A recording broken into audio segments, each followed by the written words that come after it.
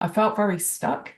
Uh, I wanted to regain a bit of confidence after a few changes at work and just didn't really have a direction to go in. I'd never been particularly strategic, and I wanted to take control of my career and work out where to go next. What did that look like?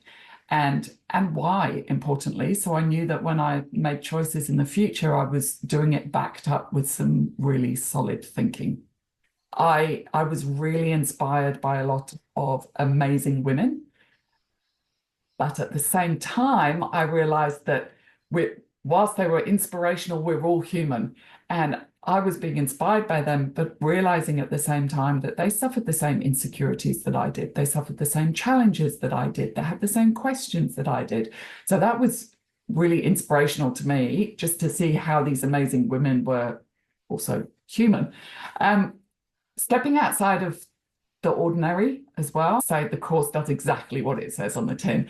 So taking that time to really concentrate on me and what I want, and what I want in the career and the professional workspace, but how that might relate back to my personal life as well, and making sure that both of those are really intertwined.